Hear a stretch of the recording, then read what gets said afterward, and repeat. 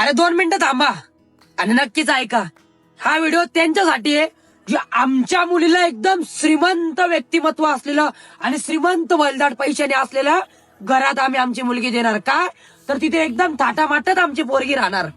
51 kilo सोनं, किती 7.5 kilo चांदीचे ताट आणि एक फॉर्च्युनर कार. कशासाठी? हुंडा म्हणून दिलं फक्त. एका मोठ्या अशा घरात आपली पोरगी दिली जाते म्हणून. मुळातच दुर्दैव आहे, पण एक सर्वात महत्वाचं वाईट त्या पालकांसाठी, त्या आई वडिलांसाठी वाटतंय की श्रीमंत घराणा बघून आपली मुलगी दिली जाते. 100% आपणही आपल्या बहिणीला काय गरीबाच्या घरात येणार नाहीये, हा विचार आपला आहे. असाही प्रत्येकाचा विचार असतो. पण सर्वात महत्वाचं एक सांगणं आहे, अरे सोन्याच्या घरात राहून सोन्याच्या ताटातलं जेवण जेवढं सुखाचं नसतं ना, तेवढं एखाद्या गरीबाच्या घरातलं एखाद्या भाकरीचा तुकडा तेवढा सुखाचा असतो.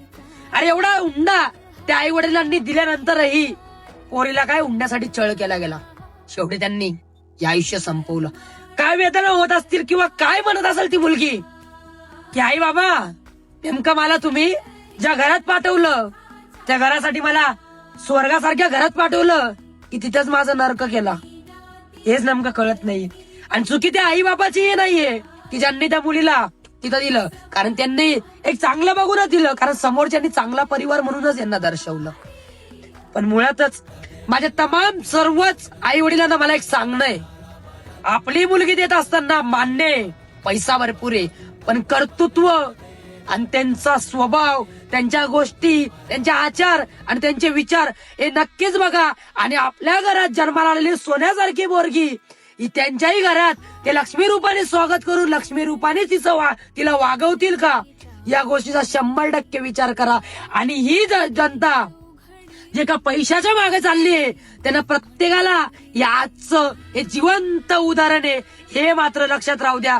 त्यामुळे श्रीमंत घराण्यात बघून आपली मुलगी द्यायला जाताय ना, तर नक्कीच आपली लक्ष्मी ही त्यांच्या घरातही लक्ष्मी म्हणूनच राहील का, ते लक्ष्मी सारखाच दर्जा आपल्या मुलीला देतील का, याचा नक्कीच विचार करा. नक्कीच विचार करा. खरंच आज त्या बापावर काय बितत असेल की आज त्यांची मुलगी लक्ष्मी सारखी मुलगी त्यांच्या जवळ नाहीये.